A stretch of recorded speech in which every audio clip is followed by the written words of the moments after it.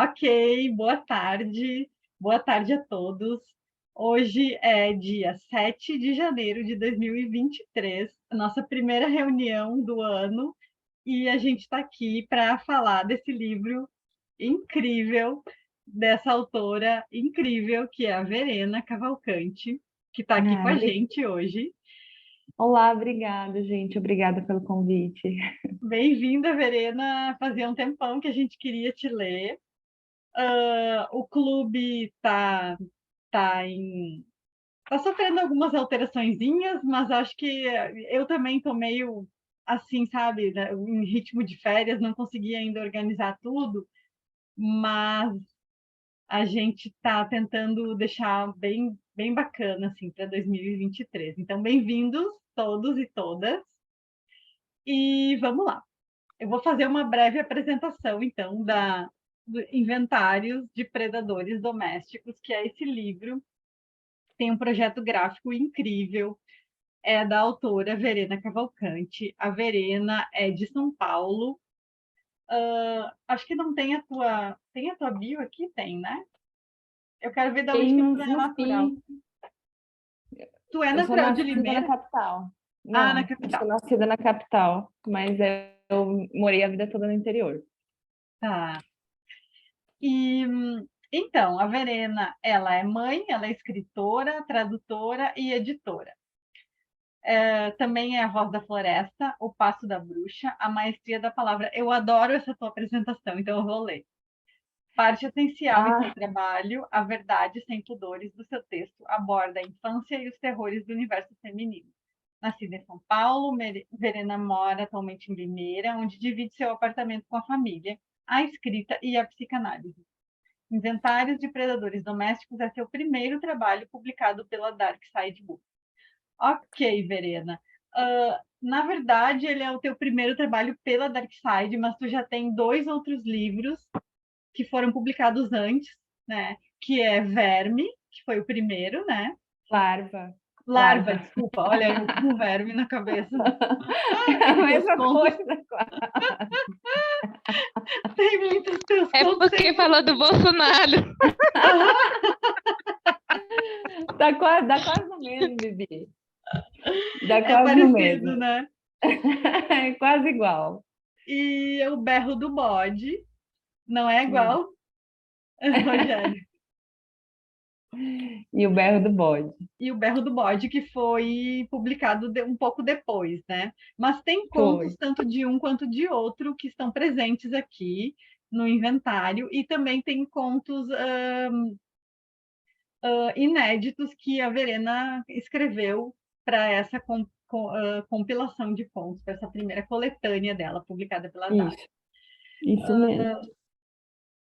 São contos, eu acho que a Verena tem, a gente já conversou sobre isso, ó, não xingue ninguém, um verme. É uma. Peraí, que eu vou ler o que o Rogério falou. Não xinguem ninguém, um verme de bolsa. Pontinhos. É uma ofensa ao verme, que super concordamos, Rogério. Né? Sim, O coitado sim, do verme tá ali, ele tem uma função na natureza, ele tem uma função, né, sim. no ciclo do mundo, enquanto que aquela pessoa. Importantíssimo, É, importantíssimo. enquanto aquela Mas que seja pessoa meio parasitário, né? É um parasita importante, é um parasita importante, exatamente. diferente desse. Bom, Mas então, então, vamos lá, Verena, sobre o apresente. livro, né? que- eu acho que você já fez uma apresentação ótima. Eu também gosto muito dessa mini bio, o meu editor que acrescentou a parte mais poética dela, assim, porque eu sou muito concisa quando eu vou escrever a mini bio, eu quero que tenha uma linha só. E aí ele fez umas alterações, ficou bem bonita, eu também adoro. Fiquei super emocionada quando eu li tudo. Então, o meu livro Inventário de Predadores Domésticos é um livro de contos, né? Ele é um compiladão de todas as minhas histórias, de certa forma.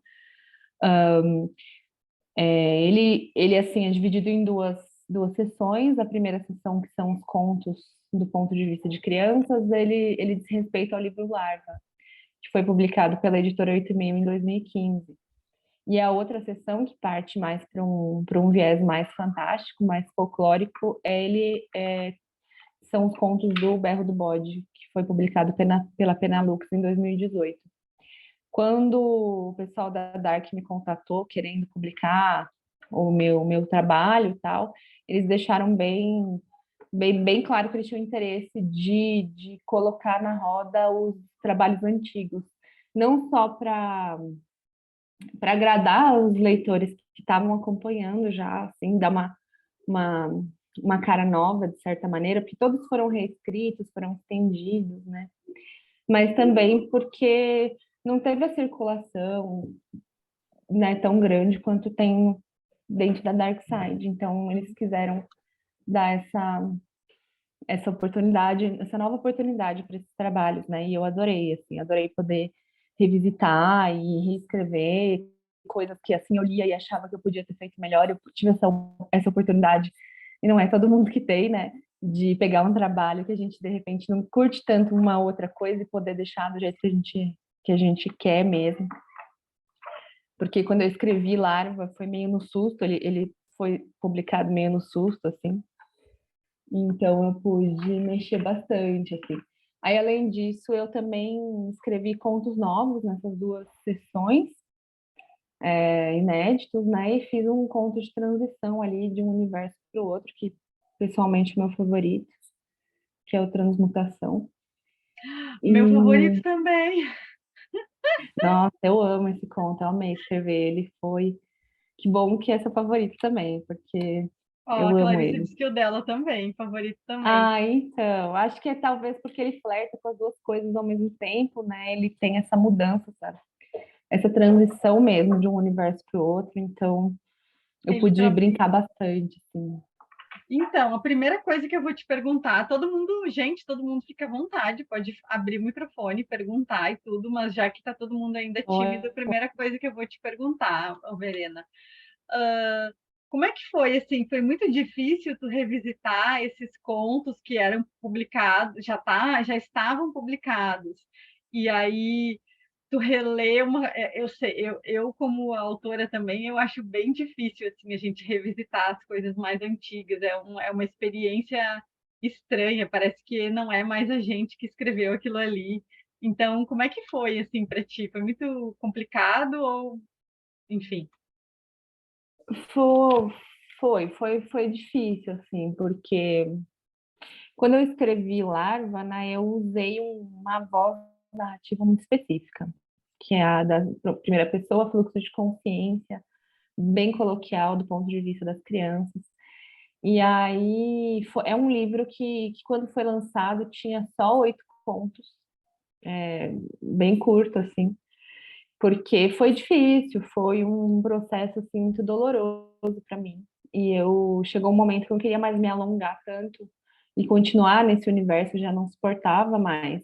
Então, quando eu revisitei esses contos, eu tive que criar novos contos dentro desse universo, eu precisei revisitar essa voz também e fazer com que ela se tornasse muito parecida com a que eu usei ali, que eu escrevi em 2012, o Larva. Então, eu fiz esse processo de reescrita em 2020. Olha só, se passou um tempo Muito tempo. muito grande entre esses contos assim bem específicos nessa voz bem específica. E então foi meio levou um tempinho para eu achar o tom certo, assim, sabe? Uhum. De novo, para não ter diferença de, olha, esses foram escritos em 2012, esses foram escritos em 2020. Então, quando eu releio hoje, eu não consigo nem ver tanto assim, sabe? Tipo, olha, esse aqui eu escrevi lá, esse aqui eu escrevi agora. Acho que eu consegui recuperar essa voz de certa maneira. Yeah. Mas, acho que é isso. Mas foi complicado, assim, foi. E assim, sempre aquela síndrome de impostora no meio, né? Falando, ai meu Deus, Sempre, onde eu né? vou sair? Ai, E mas será que eu deveria?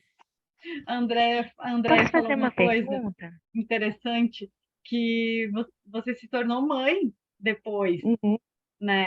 Antes, quando tu escreveu, tu não era mãe ainda, né?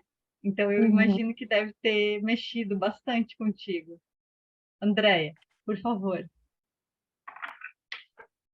Eu imagino o quanto foi doloroso. Bom, pelo menos assim, eu vejo a foto da tua filha, ela é novinha, né? Deve ter o quê? 2, 3 anos. É isso.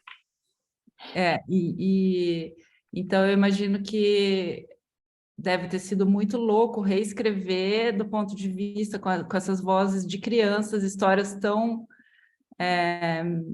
absurdamente dolorosas, assim, né? E eu passei muito mal, confesso que essa primeira parte do livro, tanto que eu demorei, sei lá, 2 meses de ter o livro por aí, né?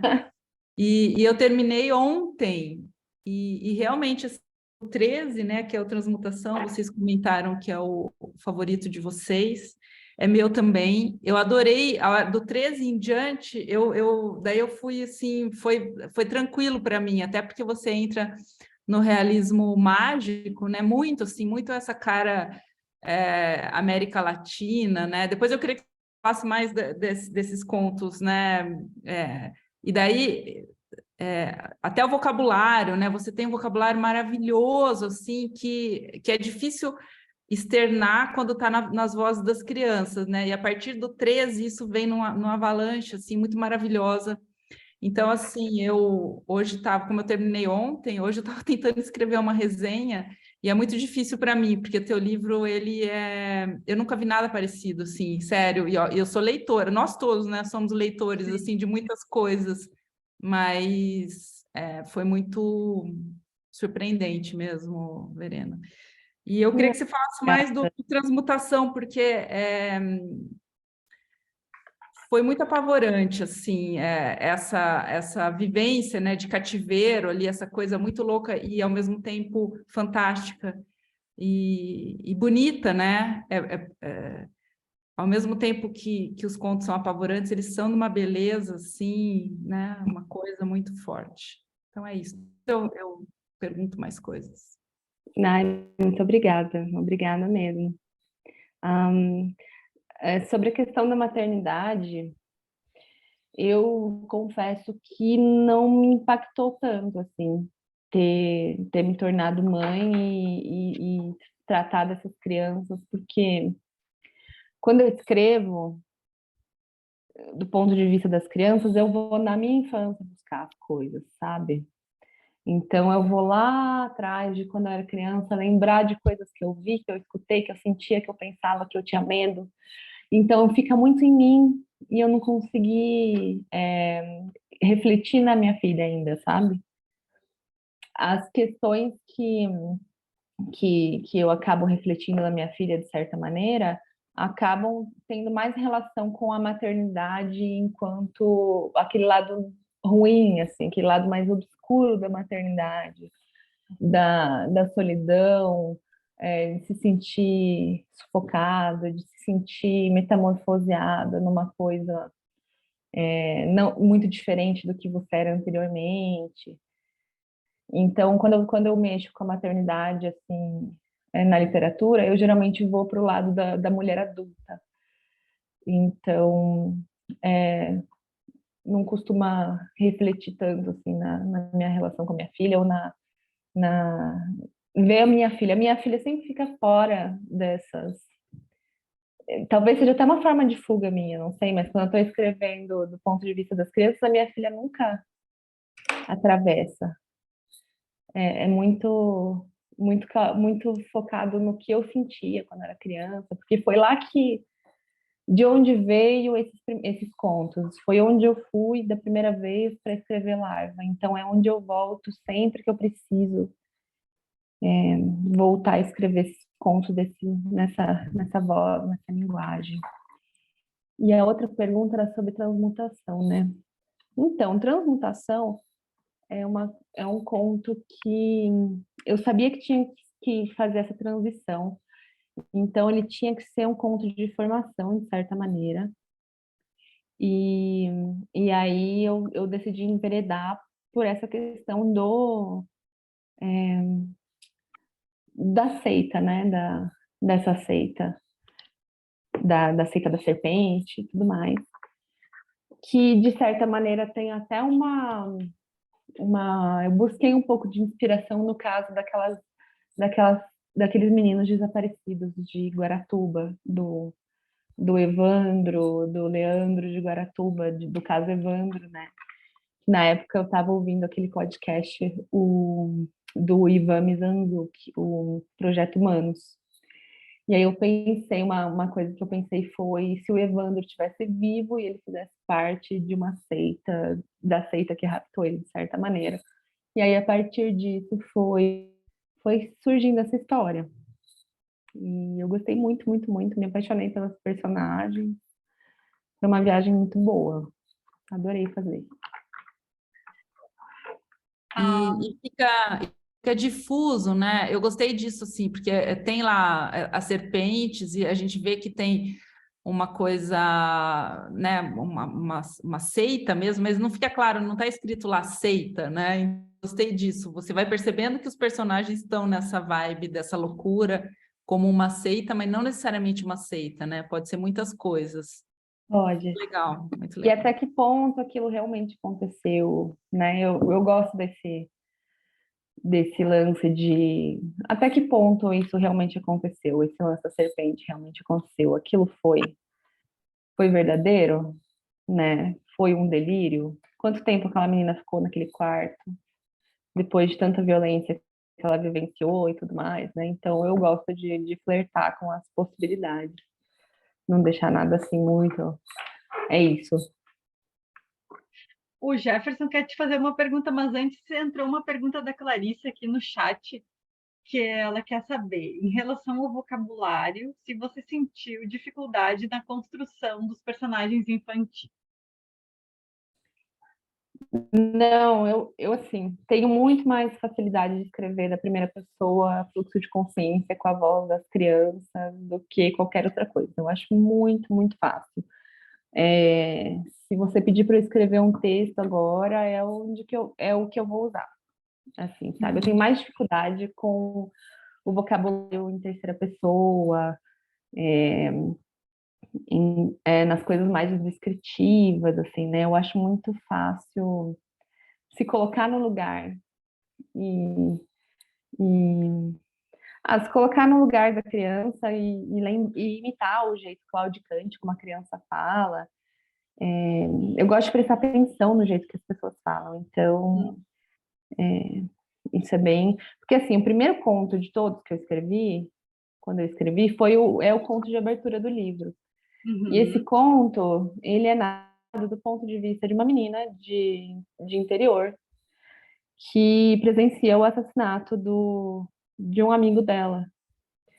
E agora vem polêmica, gente, tará, revelação. Essa história, ela é do ponto de vista da minha avó. Isso é uma coisa que aconteceu com a minha avó. E a vida inteira eu escutei essa história sendo contada pela minha avó.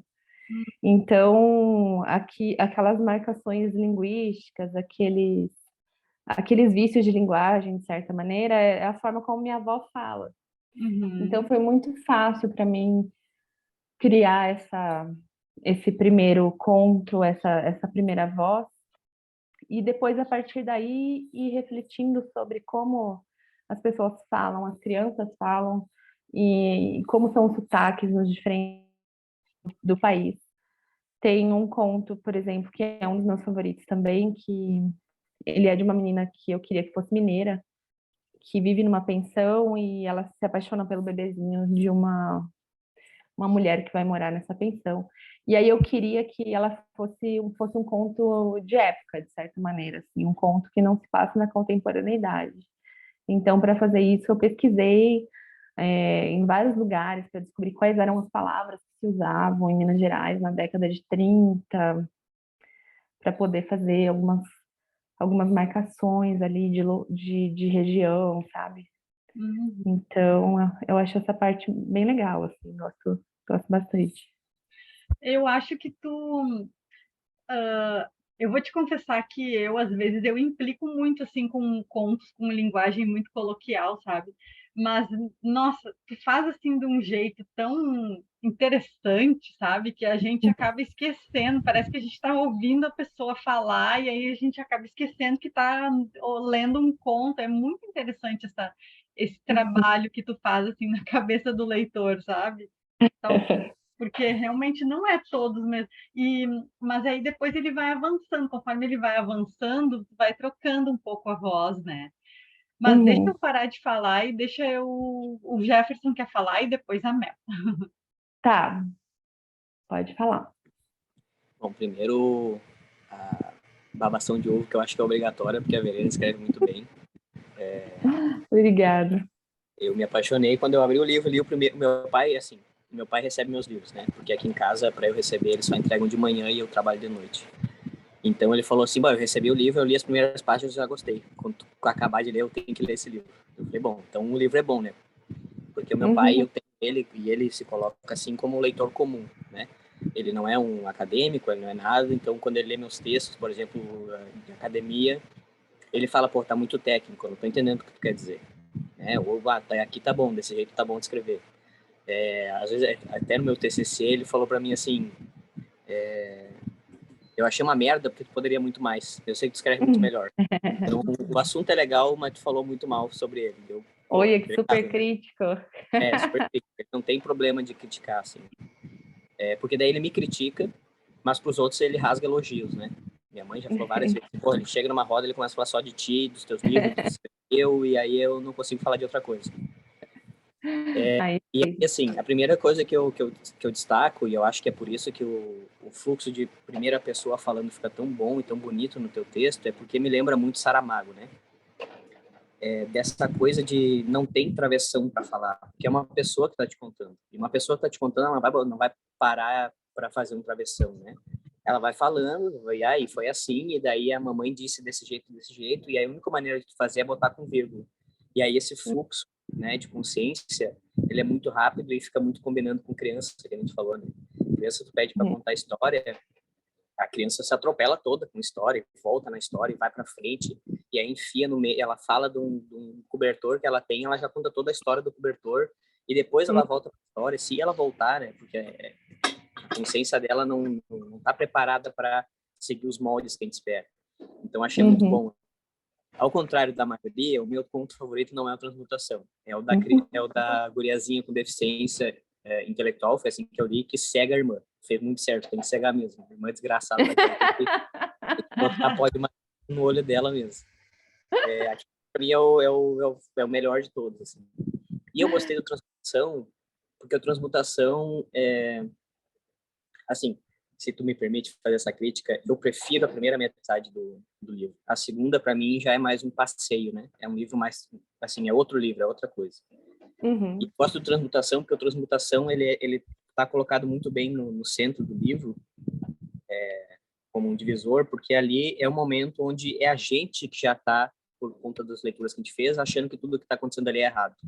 Porque se tu olha pela perspectiva daquela criança que está lá, já está sem dentes e está com a irmãzinha dela, que ela se apaixona, e aí tem a questão de gênero e tal, né? Questão de incesto, que poderia ser, né? As irmãs criadas juntas, mas não de mesmo pai e mãe. Eu acho que ali fica muito potente, porque ali tu percebe que, na verdade, é a gente que está colocando, né? Isso que a Ilka falou, né? Mexe com a cabeça do leitor. É a gente que está achando que aquilo ali é ruim, que aquilo ali é errado, que aquilo ali que é uma seita e por ser seita tem que ser errado. Se a gente troca seita por religião, tem um monte de religião que faz tanta merda quanto essa ali, né? Eu lembrei do início do Lauren, lá quando a Lauren entra na sala e vê o padre e a mãe dela, né? É um pequeno spoiler, gente, é só no início do livro, quem não leu Lauren ainda. E ela vê aquilo ali acontecendo, aquilo ali faz parte da religião, né? De uma certa maneira. Só que a gente só chama de seita quando tem coisas violentas e ruins que a gente ainda considera violentas e ruins. Mas ela pode ser facilmente um convívio religioso dessas crianças, né? Os pais dessas crianças poderiam estar envolvidos, né? Ali a gente implica que tem sequestros, mas eles poderiam estar facilmente envolvidos com essas crianças ali, colocando as crianças para ser estupradas e fazer partes do então é muito como interessante por isso. dos Estados Unidos, né? Como rola em vários lugares. Isso, eu lembrei dos casamentos de crianças, né, de meninas de 10, 11, 12 anos, que existe até hoje. Tem países que não querem tirar essa lei, né? Então, tem muito disso, assim. E aí eu acho interessante que em nenhum momento é dito que aquelas coisas que estão sendo feitas são erradas. Aquilo ali é a realidade das duas mulheres, das duas meninas, né? aquele amor dela é muito forte, é um amor que inclusive ultrapassa a vida, né? Porque ela tá beijando o cadáver da irmã, ela tá absorvendo o próprio sangue, sabe? Ela tem uma outra realidade, é um outro sentimento, é um sentimento de amor muito distorcido, mas que naquele contexto, naquela realidade é muito forte. Então por isso que eu achei a Transmutação muito interessante, embora seja o meu favorito seja o outro, né? Porque ele faz essa transição de uma maneira que assim, ó, tudo isso que vocês viram que é de errado é porque o leitor está considerando errado, não necessariamente é. Principalmente porque as crianças estão contando. E a criança não conta com os vícios morais que a gente já tem, né? E aí é muito mais, acho que é muito mais pesado por isso, né? Isso que a Andrea demorar para ler o livro, eu pensava, não, hoje eu vou ler o resto do livro. E aí eu li um conto e pensava, porra, eu quero vomitar. Eu não vou continuar lendo, né? Esse final de ano é um momento complicado para mim, eu não gosto de verão, eu não gosto do verão no sentido do calor, né? E como eu trabalho em casa, não tenho ar-condicionado, então é muito ruim, assim. Gosto do verão quando estou na praia, quando estou no ar-condicionado, bebendo cerveja gelada, né? Mas fora isso, o calor me atrapalha muito. E as questões de dinheiro, né? Final do ano, todo mundo acha que gasta mais dinheiro do que gostaria.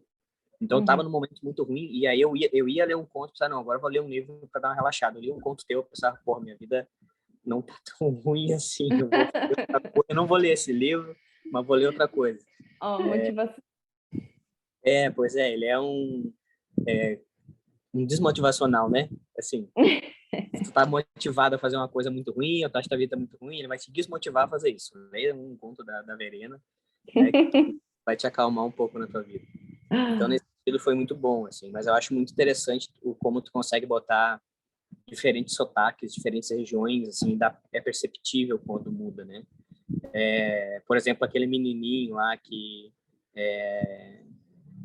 come o cu o amigo, né? Aquela história ali é uma história que, tipo assim, eu já ouvi meu pai contando, e esse foi o momento que eu dei o golpe final nele para ele entender que homossexualidade é uma coisa que existe no mundo desde sempre. A gente brigava muito sobre isso e tal, ele achava que não era natural, e aí faz uns 5 anos, acho mais, assim, ele contou uma história de um amigo dele, de trabalho, com quem ele pegava carona para ir para São Leopoldo. Essa história sendo gravada, vocês não vão mostrar para ele. E aí ele contava que esse cara levava ele, enfim, uma vez indo para São Leopoldo, de Novo Hamburgo para São Leopoldo, aqui no Rio Grande do Sul, dá, assim, 20 minutos. Esse cara contou uma história que ele ia num médico, e esse médico, uma vez, quando ele era mais novo, 17, 18 anos, esse médico deu em cima dele e ele transou com o médico, no sentido de ele comeu o médico, né? E aí meu pai deu risada contando essa história, falando assim, pô, imagina, vai no médico, tu é obrigado a comer o médico. E eu falei, pô, esse teu amigo é gay, né, pai? Daí ele falou, não é gay. Ele só comeu o Se cara. comeu, não é gay. Tem uma, assim, não necessariamente seja gay, realmente. Só que aquilo ali não era uma coisa que fez uma vez só. Esse cara continuou indo nesse médico. Esse cara comeu outras pessoas de outras histórias que meu pai deixou de contar. E esse cara já fez movimentos de, por exemplo, assim, aparecer um dia de tarde, do nada, na casa do meu pai, dizendo que estava com saudade dele, queria conversar com ele. E meu pai foi lá e conversou, porque, né? Mas meu pai não tem nenhum amigo da idade desse cara, né? Tipo assim, mais de 50 anos, que fala que tá com saudade. Porque para eles isso é uma coisa gay, isso é uma coisa de mulher, uma coisa, né? E aí eu conversei com ele e falei, pai, esse cara provavelmente não é porque ele tem mulher, tem filho que ele não é gay, provavelmente E ele tá conta essas histórias também, para, de certa forma, né? Por Exato. mais que ele não aceite, pode ser que ele nem aceite a própria homossexualidade dele, mas quando ele conta essas histórias, ele está tentando normalizar para o seu pai. Isso, exatamente. Né? E assim, eu não duvido até que ele sinta uma atração pelo meu pai. E aí eu fiz essa brincadeira, eu falei, pô, esse cara gosta de ti de um jeito que não é só como amigo. E aí meu pai fica assim, não, capaz, nada a ver, não sei o quê. Ele falou, pô, cara, falando isso, pode ser uma homossexualidade enrustida, e esse cara, tu vai com ele trabalhar todo dia, tu gosta dele, ele é teu amigo, não tem problema nenhum, esse cara não é uma outra, sabe, não é um monstro, ele não é uma coisa de outro mundo porque ele é gay. É que tu não tá acostumado a conversar com gay, tu tem uma ideia de que é tudo ruim, que só faz coisas ruins, de que se um gay der em cima de ti, ele vai te comer. Porra, não é, entendeu? A pessoa vai te respeitar quando ela faz isso, é estupro, em qualquer situação, se tu é gay ou não. Enfim, aí esse foi o golpe final, e isso me lembrou, esse conto desse menininho me lembrou isso. Eu tenho muitos amigos que tiveram essas pressões, vivendo em sociedades, vivendo em camadas sociais onde eles não tinham tanto acesso a nada. Assim. Então, já teve amigos meus de falar que teve momentos que estavam na casa com vários amigos, eles fizeram isso por pressão, né? De um transar com o outro, ou de um tocar no outro, né? A Clarissa falou broderagem, tipo, entendeu? E são pressões que existem, são pressões que, inclusive, é uma pressão de, assim, se tu não fizer isso, tu não é macho. Pô, é um negócio que, sabe, pensando na psicanálise, eu também estudo, é um negócio de, assim, cara, a pessoa quer e ela não consegue. Então, ela coloca dentro do ser macho algo que ela quer fazer, para que os outros entendam que aquilo ali é só macho que faz. Né? E é muito comum, né, na infância do homem, né? É muito comum esse tipo de brincadeira.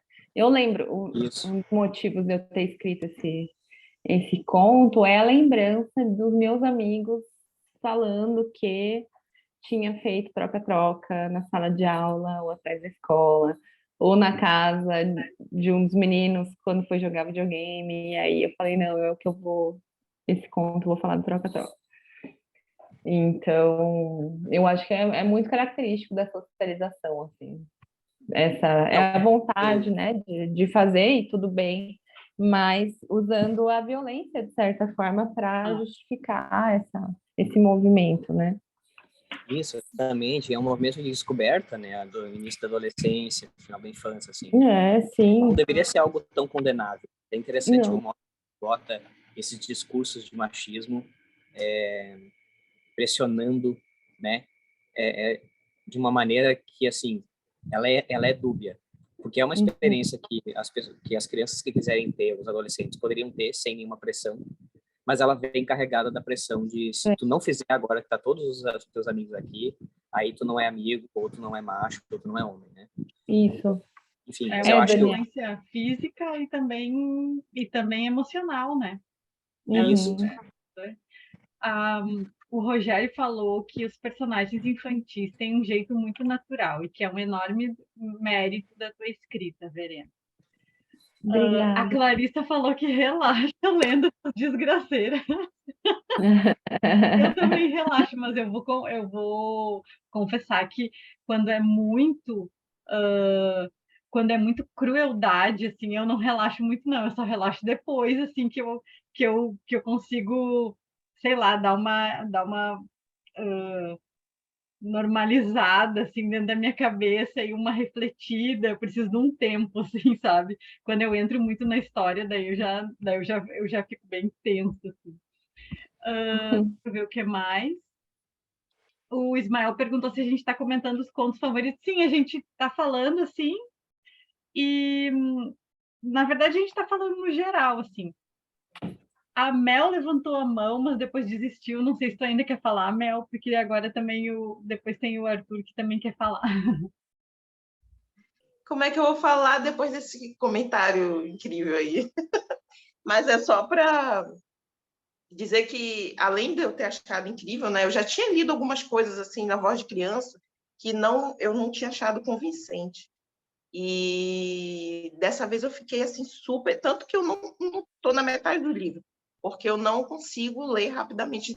Eu já estou lendo já tem, sei lá, umas 3 semanas. Então eu estou dando esse tempinho para mim. É até bom eu ver os comentários de vocês para já entender um pouco mais do que eu vou me deparar, né? Mas, assim, tem um caráter que eu achei interessante, que tragicômico em alguns aspectos no início nos primeiros, pelo menos nesses primeiros contos, que são os que eu estou lendo, que a gente se pega rindo e quando a gente vê, a gente está no meio de uma situação assim, escabrosa. Né? E eu achei isso surpreendente, achei muito curioso e instigante. É isso. Antes do Arthur falar... de propósito. Pode falar, Bibi, você quer falar? Não, fala, depois eu falo. Não, eu ia falar que esses aspectos tragicômicos, né? Alguns momentos, eu sempre tento botar um pouco de humor, assim, nem que seja um momentozinho de humor na narrativa, porque a infância tem seus momentos, né? Violentos e tristes, mas ao mesmo tempo é divertida, é descontraída. Então, eu acho importante ter também essa veia. Igual tem aquele conto Shopping, né? Que é sobre a menina que é sequestrada e tudo mais. E um dia desses eu estive num encontro do Leia Mulheres e as pessoas escolheram esse conto para ler em voz alta. E foi muito engraçado, porque a leitora estava lendo, aí ela ia lendo e as pessoas davam risada em alguns momentos em que aconteciam coisas assim engraçadas, do tipo, ai, mãe, passa cheque sem fundo no McDonald's, ou então, ai, você roubou o negócio da loja, ou então, ai, o moço peidou na minha cara no metrô, tipo uma coisa assim. As pessoas davam risadinhas, e aí foi quando foi chegando aquelas partes mais pesadas, as pessoas foram ficando tristes. Foi uma metamorfose bem interessante de observar. E eu gosto bastante desse lance, assim, sabe? De fazer essa ambivalência, assim, do humor. Porque eu curto muito humor negro também. Eu acho que eu sou daquelas que ri da desgraça. Minha e dos outros. É que acessa emoções conflitantes, né, na gente. Porque ao mesmo tempo que tu está descontraído rindo, daqui a pouco tu já está tenso e previamente tenso com aquilo que está se anunciando. Nem é ainda o que está acontecendo, mas o que está enxergando que logo vai acontecer uma desgraça. Que vai acontecer, né? Só antes de dar a palavra para o Arthur, eu queria pegar o gancho do Jefferson e da Andrea também, desse negócio de religiosidade, de seita e tal. Esse conto Transmutação, tal, eles falando, eu acho que acendeu uma luzinha aqui, porque que eu gosto tanto desse conto, porque tem eu acho esse conto super uma vibe super religiosa, porque a criança, ela enxerga aquele sacrifício como algo positivo. Então, eu acho um sofrimento horrível. Eu também, Mel, eu também preciso, assim, elaborar, era a palavra que eu ia dizer. Eu preciso parar de ler, terminar o conto, ficar quietinha, elaborando, assim, porque às vezes é violento. Mas esse, em especial, ele me dá, eu já falei isso para a Verena, ele me dá uma ideia de transcendência muito interessante, assim. Então, não sei explicar. Eu acho que é por isso que esse conto é tão legal, assim, que eu gosto tanto. Arthur, ou Verena, sei lá. Só fazer um comentário que falaram agora disso do humor, né? Eu não acho que o humor é conflitante com a desgraça. Inclusive, tem um humorista muito interessante, que é o Daniel Sloss, ele tem 2 shows na Netflix, e ele faz tem um texto dele dentro dos shows, uns 20 minutos, ele fazendo um texto sobre a irmã dele que tinha deficiência, ela era tetraplégica, ela não mexia em nenhuma parte do corpo. E em determinado momento desse show, ele faz uma piada e aí o público não consegue rir. E aí ele fala, gente, isso é a maneira que eu e meus pais e minha irmã lidamos a vida inteira com a nossa desgraça. A gente sempre fez piada. E aí ele fala uma coisa que eu acho muito foda, e que eu concordo, que é, tu rir em algum momento muito ruim, não é porque tu tá considerando que aquele momento ele é menos valioso ou tu tá baixando aquele momento, né? Ele fez um comentário numa entrevista sobre aquela vez que deu um atentado, acho que na Espanha, numa corrida, botaram uma bomba e as pessoas se machucaram, algumas pessoas morreram, não lembro se foi na Espanha. E aí ele fez uma piada sobre aquele momento, e aí ele fala assim, a minha função como comediante é fazer a gente entender que essa desgraça dá para ser levada de uma maneira mais leve. A gente tem essa ideia de que a tristeza é o contrário da piada, e não é, né? Porque quando tu ri, tu não tá feliz. Quando tu ri, tu tá alegre. Tu tá dando uma risada sobre alguma coisa. Que eu acho que é o que a Verena fala sobre o amor, sobre o dark humor, né? O humor, esse humor pesado, assim. Porque é muito interessante, né? Como o livro faz. Ele vai te dando humor, porque é uma criança que tá contando e ver a criança falando sobre qualquer história é muito engraçado, né? Só que é uma história desgracenta, assim. E aí isso é muito interessante, porque é mais uma brincadeira que ela faz com o leitor, porque o leitor está acostumado que quando tem uma coisa muito engraçada e vem uma desgraça logo em seguida, parece que dá um pulo de uma emoção para outra que é muito discrepante, mas na real essas emoções não são muito discrepantes. E as pessoas tendem a se sentir meio culpadas por ter achado graça. Essa é a graça. Nossa, eu ri dessa criança fazendo uma coisa que é uma violência.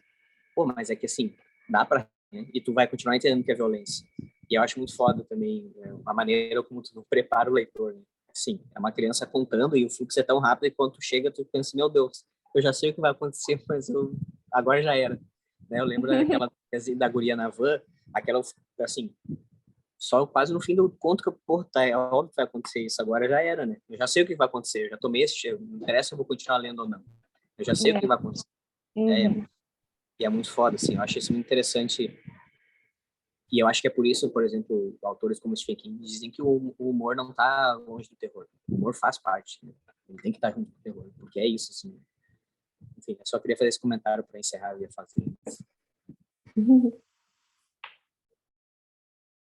É o Arthur? Acho que sim, acho que seria eu agora. O meu conto preferido foi Cinzeiro, foi o que mais mexeu comigo, que há muito tempo eu não ficava chocado de verdade com uma leitura. Coisa chocante eu leio direto, né? Mas Cinzeiro me pegou mesmo.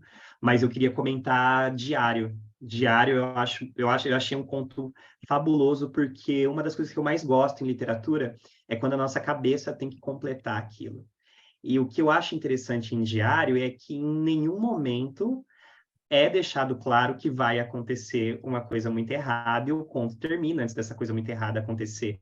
Mas essa estrutura de mal na nossa sociedade ela é tão óbvia e, ao mesmo tempo, a gente sonega tanto a existência dessa maldade que fica um sentimento muito parecido com o que vocês estavam falando agora relacionado ao humor, né? Dá uma vontade de rir, de nervoso. Porque eu, lendo o Diário, me passou também uma sensação muito forte de impotência. Não tem como resolver um problema que a gente sabe que a gente chuta a moita e ele cai toda hora, ao mesmo tempo a gente nega a existência disso que está chovendo na nossa cabeça, né?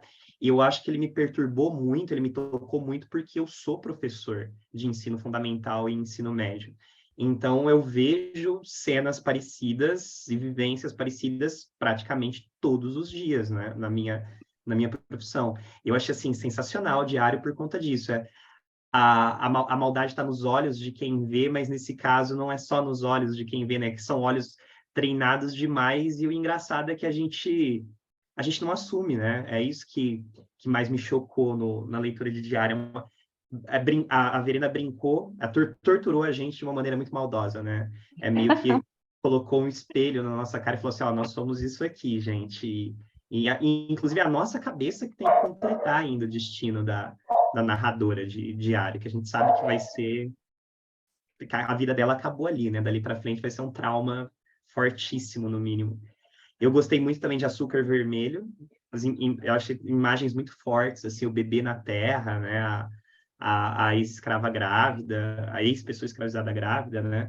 Aquilo lá eu achei muito, muito forte. E eu acho muito interessante que uma vez eu estava estudando sobre religiosidades de origem africana que não são tão comuns no Brasil. E aí o voodoo haitiano ele tem muito aquela característica de ser uma religiosidade de guerra, né?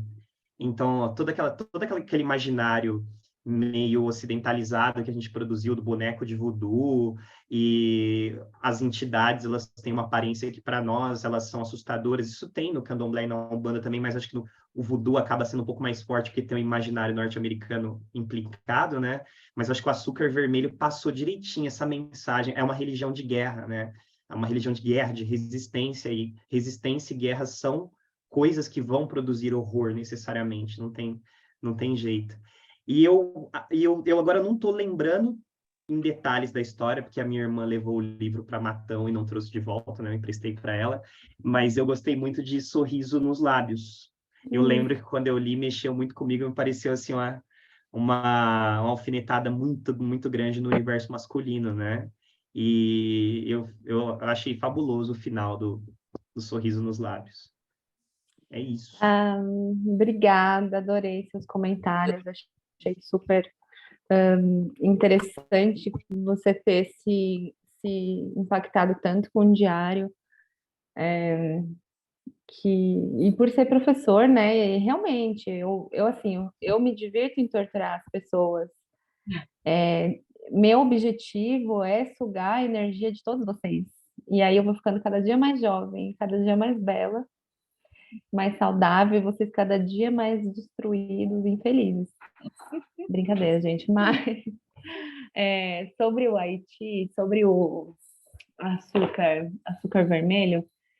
Eu achei super interessante você falar dessa questão das religiões, né, de matriz africana, que são bem religiões de luta, né, de guerra, de certa forma, porque esse conto, ele surgiu para uma coletânea de contos latino-americanos que eu participei em 2016, chamada Nos Outros, pela editora 8,5 também. Cada autor tinha que escolher um país e eu escolhi o Haiti, da América Latina, né?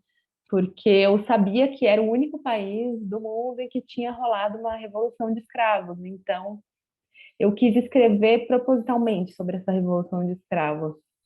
Eu tenho um super orgulho desse conto, porque eu assisti documentários, eu estudei o do haitiano, estudei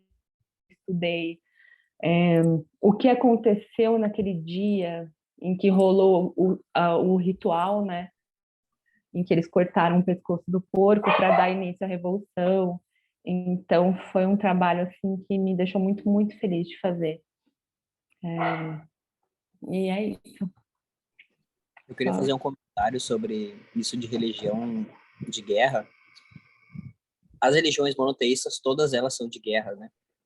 O cristianismo nasce numa guerra contra o Estado, os muçulmanos nascem de uma guerra de Maomé contra o Estado, contra uma opressão religiosa, né? Se a gente pensar o budismo, por exemplo, que não é tido como religião, ele talvez seja o único que não seja de uma guerra contra algo externo, mas algo contra interno. Então, assim, hoje em dia, o cristianismo, o islamismo, eles se tornaram religiões muito grandes, com poder político muito grande. Então, eles são os opressores hoje, eles não são mais os oprimidos. Mas toda religião acaba sendo uma religião de guerra, né? Eu acho interessante a gente perceber isso. Esse ano passado foi acionado muito, né, a ideia do Jesus como um comunista, porque de fato ele era. Né? Ele era o cara que andava com as putas, com os pobres, com a gurizada que era oprimida, batia em quem era rico, batia em quem estava dentro da religião, dentro dos templos. Então toda religião é de guerra porque a religião surge como uma maneira de lutar contra um opressor externo. E eu acho muito interessante o Arthur, né? O Arthur trazer isso do Haiti, porque é isso, né? Foi uma religião de guerra, só que é uma religião de guerra atravessada pelo racismo, né? Então é óbvio que ela vai ser destruída nesse sentido de mostrar assim, pô, são negros fazendo isso, então só pode ser magia negra, só pode ser feitiçaria, não é uma religião, mas é uma religião de guerra. É uma religião que a gente falou, muito bonita, inclusive, por conta dessa primeira e única revolução de escravizados. Né? Eu achei isso muito forte. Só para acrescentar uma coisa, eu acho muito interessante que o voodoo ele tem um conteúdo de terror muito forte para os Estados Unidos, né? Ali na religião da New Orleans, né? A Louisiana e etc. E é muito interessante que sempre que eu vejo alguma coisa relacionada a isso, eu lembro do Gilberto Freire em Assombrações do Recife Velho. Eu não sei se vocês já leram Assombrações do Recife Velho. E em Assombrações do Recife Velho, o Gilberto Freire ele fala uma coisa que eu acho muito interessante, que o passado escravagista ele acaba resultando numa espécie de culpa coletiva, né? Num inconsciente de culpa coletiva. E aí é muito interessante que ele começa a apresentar os fantasmas do Recife Velho e você começa a perceber que são manifestações de culpa da nossa sociedade em relação a esse passado escravagista, né? Então, o arrastar das correntes, o som do chicote, por que a pele das entidades costuma ser escura? Eu acho muito interessante, e o Açúcar Vermelho levantou isso também, né? Esse nosso imaginário aqui no nosso continente, ele foi fincado em cima dessas costas, né? E por baixo já ainda tinha os nativos. E eu achei muito, muito legal por conta disso. E você falou também do sorriso nos lábios, né? O sorriso nos lábios é o do cara que encontra uma moça no coreto da cidade. Isso, esse mesmo.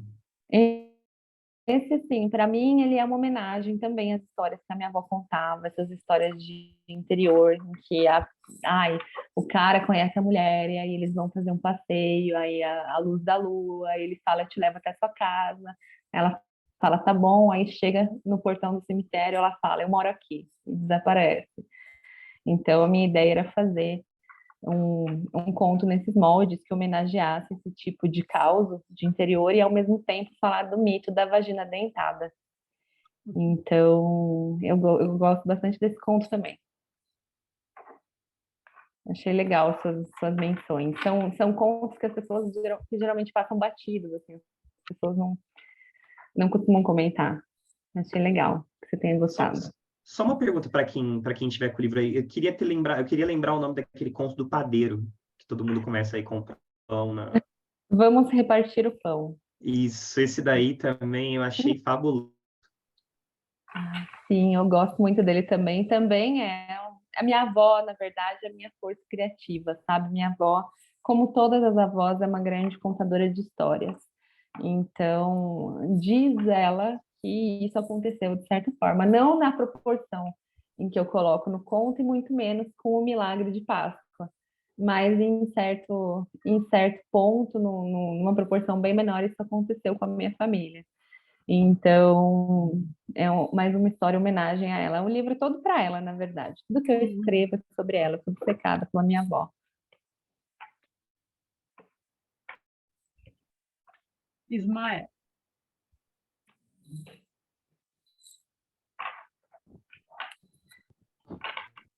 Bom, então, comentando sobre os meus contos favoritos, né?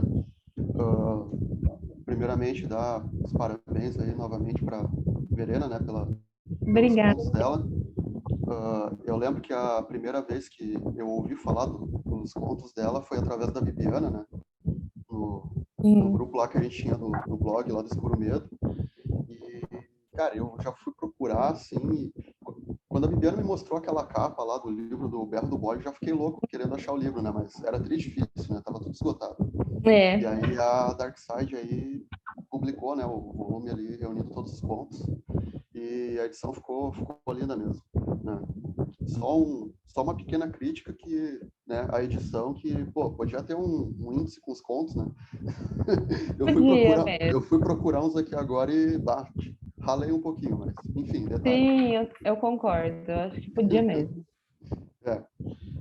Mas enfim, eu separei aqui, deixei anotado aqui para não esquecer os meus contos favoritos, né?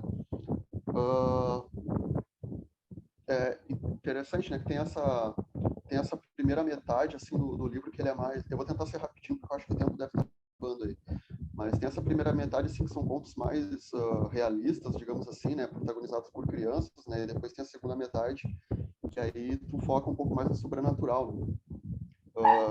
Confesso que, ao contrário do Jefferson, eu prefiro a segunda metade, os contos mais focados no sobrenatural, mais terrorzão mesmo.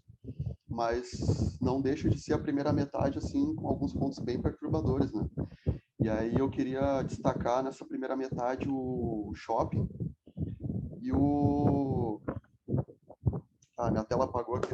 O outro conto, aquele que é do funeral, né? Eu achei bem interessante porque são situações, assim, que geralmente a gente não vê, assim, muito sendo abordado em outras histórias, em outros livros. E é algo, assim, que eu acho que todo mundo, pelo menos a maioria, deve ter passado, né? Quando tu é criança, tu vai no funeral de algum parente, algum conhecido. É uma coisa, assim, estranha, né? Não é como agora quando a gente vai, depois de adulto, né? Que a gente tem uma outra percepção. Quando a gente é criança, aquilo ali é uma coisa meio aterrorizante, né? Uma coisa, assim, meio que foge ali da nossa rotina, né? E eu lembro que quando eu era criança, sempre que eu ia num funeral de algum parente, quando eu voltava para casa, né, e tal, de noite, quando eu ia dormir, eu sempre ficava com a impressão de que aquela pessoa estava ali perto de mim, sabe? Me dava, assim, um pavor, assim, eu tinha que acender a luz, sei lá, dar uma olhada, assim, no quarto, porque eu ficava com aquela impressão, sabe? Então era uma coisa, assim, que mexia bastante comigo. E o shopping, né, eu acho que toda criança, assim, que já se perdeu, assim, num shopping, num supermercado, já deve ter dado aquele pânico, né? Pelo menos em mim era assim. Porque a gente sempre ouvia dos pais, né? Porque tu não pode se perder. Aquela coisa, né? Não aceita nada de estranho, porque vão te sequestrar, porque isso e aquilo, né? Coisas dos anos 80 e 90. Então, tipo, era sempre assim, me perdia ali no shopping também, ficava aquele desespero, assim, né? Porque para uma criança, né, um shopping ali parecia o tamanho de uma cidade, né?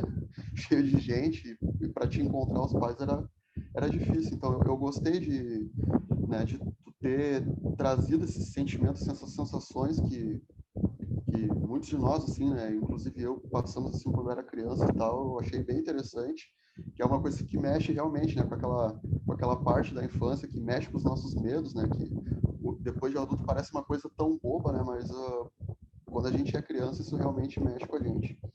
E os contos da segunda metade que eu gostei bastante foi o Transmutação, o pessoal já comentou bastante aí. O Berro do Bode também, né? Porque, pô, conto de bruxa já me ganhou ali, né? E eu gosto porque tem essa coisa assim, bem tipo regional, assim, meio folclórica, assim. Acho bem bacana. E também o outro conto, que a minha tela que apagou e eu esqueci o título. Eu acho que, me corrija se eu estiver errado, eu acho que é A Mãe das Feras. A Senhora das Feras. Ou a eu acho Rainha que das Feras. é uma coisa assim, que daí, né, eu gostei daquela coisa assim, que é daqueles seres humanos, parece uma coisa assim, meio distópica, assim, né, e aqueles humanos ali vivendo como animais, como selvagens, né, o próprio relacionamento deles, assim, eu achei muito bacana essa forma como tu descreveu, né, aquela história ali. Então, foram alguns aí que me chamaram bastante atenção, né? E concordo, né, acho que foi o Arthur que comentou o ponto do diário também, né? Ele tem aquela coisa do humor, mas tem aquele impacto, né? Porque tu fica imaginando o que vai acontecer depois, né? Opa, vai dar merda. Então, é bem legal. E, né, novamente, parabéns aí pelo livro aí, que é ótimo. Obrigada. Eu também gosto muito desses contos que você mencionou. O Berro do Bode é um dos meus favoritos. A Rainha ou a Senhora das Feras é outro dos meus favoritos também. É minha versão de lobisomem, porque eu adoro o monstro, né? A mitologia por trás do lobisomem. Então, quis escrever um conto que fosse sobre lobisomem. E aí eu escolhi essa saída. Gosto muito. Muito obrigada pelos comentários. De um grande leitor como você, né? É impossível não ficar lisonjeada. A pessoa lê 300 livros por ano e fala, esse livro é bom. A Andrea quer falar, mas antes deixa eu só ler aqui umas indicações que o Rogério deu no chat. Confissões de uma Máscara, de Mishima, que tem partes que narram a memória da sua infância. Deixa eu ver. A gente falou daí no diário, que é um conto. Nossa, é um conto que mexe muito com uma outra emoção muito forte no ser humano, que é a compaixão, né? Eu acho que, nossa, fiquei assim, arrasada com aquela menina. É um dos contos que mais me tocou também. É que tem pelo menos uns 6 ali que me tocaram muito, sabe? Aí a Rosiane falou que tinha medo das carrancas, das esculturas africanas de madeira. E é isso, Andréia, por favor. Eu queria comentar da sonoridade que fica, né? Principalmente na primeira etapa, no primeiro conjunto de contos, né? E você comentou que você na hora, para você é fácil. Eu achei que fosse super difícil. Eu acho que é o mais difícil, assim, conquistar essa voz. E são várias, né? Não é que tem uma voz de criança que se repete durante 12 contos, não. Cada conto é uma voz. Então, assim, eu acho muito difícil. Eu estou impressionada. E assim, daí você comentou que o primeiro, né, o Macaúba, você se colocava no lugar da sua avó falando, né? Como a sua avó criança contaria aquela história. E aí eu queria saber sobre o processo. Eu sempre faço alguma pergunta de processo, porque todo mundo que está aqui é leitor e é escritor em alguma medida, né? A gente se atreve e escreve coisas também. Então, eu queria perguntar do teu processo, assim, na hora de escrever essas vozes, sobretudo essas vozes de crianças, né? Se em algum momento você, por exemplo, usou um recurso como gravar alguém falando, e daí tentar transcrever, tentar achar, né, essa sonoridade, algumas coisas que se repetem, né, nessa voz, ou se sai de você, ou se você como se incorporasse isso na hora e deixasse fluir, né, o fluxo da consciência. Acho que é isso. Primeiro eu choro. Primeiro eu choro, me rasgo. Mas eu costumo incorporar, de certa maneira, assim. Eu até gosto muito daquela frase do Julio Cortázar, que ele fala que todo autor é um pouco médium. Não sei se é exatamente assim, mas é meio que assim. Eu tento me imaginar. A única vez que eu gravei, eu já gravei, mas a única vez que eu gravei foi eu mesma falando, porque eu tinha prazo para entregar, né, o livro e tal, e minha filha era pequena, não tinha como escrever. Então, o conto shopping, eu gravei ele no celular, eu falando. E aí, como eu estava pensando nas palavras, né, daí eu estava gravando no celular, eu falava assim, aí eu pensava, aí eu falei com a minha mãe, que não sei o que, não sei o que. Então, eu decidi que a minha narradora ia ser gaga. Então, se vocês prestarem atenção nesse conto, ela é gaga, ela tem várias repetições, assim, de palavras, assim, porque foi a forma como eu acabei narrando, assim, sabe? Mas foi a única vez. As outras vezes costuma sair bem espontâneo, assim, bem orgânico até. Meu processo é bem orgânico, é difícil ter assim, não tem uma técnica específica ou nada assim, não. São os espíritos. Ô, gente, deixa eu falar uma coisa. Essa homenagem à avó. Não, é só esse comentário. Eu achei muito bonita essa homenagem à avó, inclusive porque no grupo você conta as histórias da avó, né? As aventuras da família, assim, com a avó, tudo, e eu adoro isso. Nossa, minha avó Tem até figurinha da avó dela. Eu tenho umas sei. duas já que eu copiei. Que são Ai, muito sei. boas. A minha avó, ela é tudo para mim, assim, porque ela me criou, né? Eu fui mais criada pela minha avó que pela minha mãe, de certa forma. Então, a gente tem uma relação muito, muito profunda de conexão. Inclusive, eu estou escrevendo um romance agora, e o início dele se deu pensando na minha avó. De certa forma, também é sobre minha avó. E está sendo bem complicado, assim. Eu acho que eu vou matar ela. E aí eu Ah! estou sofrendo horrores. Ô, Verena, mas uma dúvida, ela sabe que ela é matéria-prima para os teus contos e romances ou não? Ou tipo, tu conta só mais ou menos por cima para ela? Ela sabe, mas ela não dá bola. Ela não presta atenção. Ela gosta de falar dela, mas de escutar, ela não escuta muito, não. Então, ela nunca prestou atenção. Eu já até dei o livro para ela, falei assim, ai, vou escrever coisa sobre você. Ela fica, ah, legal. Então, não sei o que, não sei o que, sabe? Olha só, Nunca deu muita bola. antes de eu dar a palavra para a Karine e para a Rosiane, vamos tirar a foto, porque senão daqui a pouco todo mundo começa a meio que tá em cima da hora, e aí, atenção, todo mundo sorrindo. 1, 2 e... Feito. Feito, gente. Obrigadão. Obrigada. Karine. Eu queria só comentar que, assim, cada conto desse teu livro, Verena, é um soco no estômago. E eu adorei ler.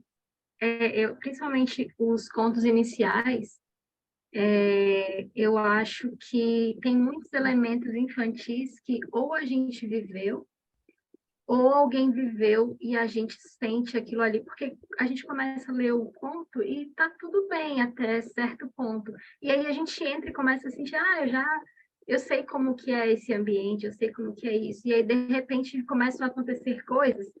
E aí, mesmo que não tenha acontecido diretamente com a gente, sempre tem alguém perto que a gente conhece que aconteceu com fulano.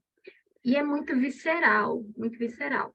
E acho que, eu não lembro quem falou que não dá para ler. Eu também gosto de sentar e ler o livro de uma vez, mas esse aqui não deu.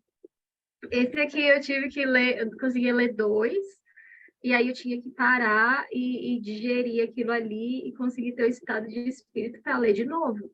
Porque eu sabia, depois que eu li os 2 primeiros, eu falei assim, não vai dar para ler de uma vez, assim, porque é muito visceral, é muito profundo, e, ao mesmo tempo, as vozes das crianças eu achei extremamente bem feitas, porque é uma criança contando. Só que são crianças diferentes, com vozes diferentes, com trejeitos diferentes. E eu só queria te dar parabéns, o livro é maravilhoso, eu gostei de todos os pontos. Ai, obrigada, muito obrigada, de verdade. E acho que duas coisas que me deixam muito felizes, assim, e que vocês disseram nesse encontro. Uma foi o Jefferson, quando ele falou do pai dele, que o pai dele leu a primeira página e falou que já gostou, né? O leitor comum. Nada me faz mais feliz do que quando alguém diz que a mãe leu, ou que a tia leu, ou que até a avó, já me disseram que a avó tinha lido e tinha gostado muito do livro. E isso me faz muito feliz, porque me faz pensar que eu não estou escrevendo para uma elite literária, para os críticos literários, estou escrevendo para todo mundo. Então, me faz muito feliz uma literatura assim democrática, que todo mundo vai ler e todo mundo vai gostar. E outra coisa é quando as pessoas dizem que, quando elas leram os contos, elas acessaram coisas da infância delas, de certa forma, ou das de pessoas que elas conhecem, porque como eu usei a minha própria infância, de certa maneira, para cavocar, encontrar essas coisas, né, esses medos, essas angústias, essas histórias que eu escutava, o que eu via, tem muito dessa ambientação dos anos 90 mesmo, sabe? Desses lugares que a gente frequentava. Então, o pessoal da nossa geração, principalmente, né, de 30 anos, 35 anos, vai se identificar mais, eu acho, com esses ambientes. Por mais que tenha qualquer pessoa, eu acho, a infância é muito parecida para todo mundo, né? Mas eu quis colocar alguns marcadores de época que tivessem a ver com os anos 90, assim, também, sabe? Então, isso me deixa bem feliz quando as pessoas fazem esse tipo de comentário. Tá totalmente anos 90. Eu fui lendo e falei, gente, será que é minha infância? Como é que a Verena sabe disso? Ai, você vai curtir o romance que eu estou escrevendo agora. Eu estou escrevendo um romance de formação, começa na infância e ele vai até a adolescência. E se passa nos anos 90, lógico. Mas ele vai ter uma veia mais sobrenatural. Então, mas vai ter todas essas questões dos anos 90. Eu estava até, esses dias, ontem, por exemplo, estava escrevendo sobre a telecena. Eu fiquei, gente, olha só, eu escrevi sobre telecena, baú da casa própria, jogo do bicho, todas essas coisas. Então, é uma coisa muito legal, assim, dá muito. Eu acho que ao mesmo tempo que as pessoas sentem horror, elas também sentem aquele calorzinho da nostalgia. E eu acho importante também para você se apaixonar pela história, né? Rosiane. Você falou em baú da casa própria, eu vendia baú da casa própria, de porta em porta. Enfim, Faz tempo.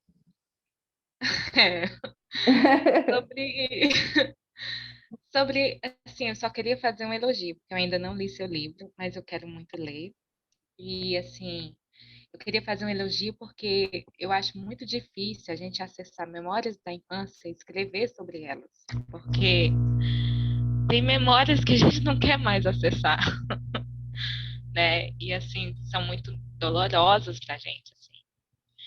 E, ao mesmo tempo, são muito, assim, como é que eu posso dizer? Falam muito alto no coração da gente também, né? Parece que gritam pra gente comentar e transbordar, falar delas, né, com alguém. Então, eu acho que a única forma de eu, assim, sei lá, sublimar minhas memórias é falando sobre elas. Assim. E eu acho isso muito corajoso, porque não é fácil a gente escrever sobre memórias da infância, da adolescência, principalmente quando marcaram muita gente. Então, fico muito feliz por você ter tido essa coragem e assim, deixar, né, como, assim, tipo uma luz pra gente fazer isso também. Eu acho que a melhor forma de você lidar com essas memórias ruins da infância é escrever sobre elas, que aí elas se tornam uma história, e se elas se tornarem uma história fora de você, elas são mais fáceis de lidar. Então, eu, eu achei assim, claro que todos os contos têm algo sobre mim, mas também todos os contos não têm coisas sobre mim, mas tem lembranças que são dolorosas, sim. Eu faço questão de pegar justamente essas, as piores. E quando elas estão no papel, elas precisam ser transformadas numa narrativa com personagens, elas perdem um pouco da dor, eu acho. Elas se tornam mais arte, menos realidade. Então, eu fico feliz com o seu comentário, espero que você se sinta impelida a fazer isso também, de repente, né? Gente, então é isso. A gente está se encaminhando para o final. Não sei se alguém quer dizer mais alguma coisa, alguém quer fazer mais alguma pergunta. Se não, se ninguém quiser, eu vou perguntar para a Verena os projetos futuros dela, que ela já falou um pouquinho assim, mas de repente, se quiser falar um pouquinho mais, fazer teu jabá aí para gente, onde é que a gente te encontra. Quem assistir o nosso vídeo, onde te encontra, como fala contigo, onde adquire teu livro, essas coisas. Legal. Bom, vocês me encontram no Instagram, @autora.verena. Meu livro está à venda em muitas lojas virtuais, muitas lojas que vendem livros, e no site da Darkside, no site oficial da Darkside. E no momento tá para sair um conto numa antologia aí. Acho que vai sair só em espanhol, mas não tenho certeza. Talvez a Irka saiba mais detalhes, né? Mas é segredo ainda. E eu estou escrevendo um romance. O plano é que consiga sair ainda esse ano, talvez. Mas se não der também, tudo bem, porque eu sou uma escritora meio lenta. Mas é um romance sobre uma menina, sobre uma menina que se torna adolescente. Ele tem duas partes, e ele tem um viés mais sobrenatural, mas continua flertando bastante com essas questões da infância e as microviolências do cotidiano. Então, confesso que está sendo bem desafiador para mim, porque eu estou acostumada com um conto, o formato do conto, você dá um nocaute no leitor e maravilha, enquanto no romance você tem que dar pequenos soquinhos, um puxãozinho de cabelo aqui, um chutinho na canela ali. Então, a coisa funciona de um jeito menos impactante, ao meu ver. Mas está sendo bem legal, está sendo bem interessante. Se vocês gostaram do inventário, por favor, aguardem que vai ter mais coisa aí logo mais. Aguardaremos. E obrigada pelo convite. Tem alguma coisa de insetos no teu romance? O Rogério fez uma perguntinha por último aqui para te falar um pouquinho mais da importância dos insetos nas tuas narrativas. Tá bom. Então, os insetos, eles servem no meu livro Inventário de Predadores Domésticos como uma espécie de tema central, né? Porque eu queria que todos os contos tivessem uma unidade, de certa maneira, e essa cola que eu encontrei para fazer essa unidade são os insetos, porque eu gosto muito de insetos, eu coleciono insetos. Não sei se dá para ver, mas tem vários insetos aqui de enfeite na minha estante. Provavelmente não dá para ver, mas não dá para ver direito. Tem vários. E eu gosto muito, eu coleciono insetos, cadáveres de insetos. E desde criança eu estudo, assim, né? Os insetos, eu já pensei em trabalhar com eles. Quando eu era adolescente, queria ser entomologista. Então, eles sempre estão presentes em tudo que eu escrevo. Eles são minha marca, de certa maneira. Como se eu tivesse um carimbo. Todo texto que eu escrever na minha vida vai ter pelo menos um inseto. E se você pesquisar no conto, você vai ver que todos os contos têm a menção de pelo menos um inseto. Então, na abertura dos contos, cada um deles tem um inseto que eu acho que diz respeito a um personagem ou a temática do conto. Então, eu selecionei eles pensando nisso. Foi tu mesma que selecionou cada um deles ou teve uma ajuda assim do editor e tal? Não, fui eu É, mesma. que interessante. Ai, conheço insetos de uma forma muito pouco saudável. Não, eu percebi que todos os insetos que estavam ali no início tinham a ver, exatamente isso que tu falou, é bem perceptível que ele ou ele tem a ver com a narrativa, ou ele tem a ver com o personagem, ou ele tem a ver com, sei lá, o desfecho, alguma coisa. E achei nossa, uma sacada incrível, né? Incrível, tem tudo a ver com o nome do livro, com o título, com tudo. Ai, obrigada. Eu Então, gosto muito. gente, parabéns, Verena, de novo. Obrigada. Obrigada por estar aqui nesse janeiro, né, de férias. Obrigada por todos vocês, pela presença de sempre, pela presença no clube e tal. O que eu quero dizer é o seguinte: a nossa próxima já está escolhida, né, que é o autor Jefferson Alves, que está aqui com a gente. Ele tem um livro que se chama O Professor, que foi lançado pela editora O Grifo, e vai ser a nossa próxima leitura. Eu já li e eu sei que ele tem uma pegada, achei ele uma pegada meio assim, crime e castigo, sabe? Mas, enfim, a gente tem muita coisa para falar sobre isso. Mas eu quero dizer que o livro da Verena, ele foi a leitura de dezembro. Então, como todo mundo tem muito compromisso em dezembro, a gente passou para janeiro. Então, o do Jefferson vai ficar para o último sábado de fevereiro, não o primeiro como foi agora, tá? E daí, janeiro, a gente vai dar uma pausinha, certo? Mas o clube continua ativo, as leituras continuam ativas e todo mundo interagindo por lá, certo? Então, um beijo. Muito obrigada pelo convite, adoro esse clube, fico super honrada de ter sido escolhida como uma das leituras. Adoramos, adoramos. Já vou falar por todo mundo, adoramos a oportunidade. E feliz 2023, pessoal. Muitas escritas e muitas Feliz leituras. 2023. E muito horror para nós. Feliz E, ó, 2023 pra gente. Muito lua lá. um beijo. Tchau,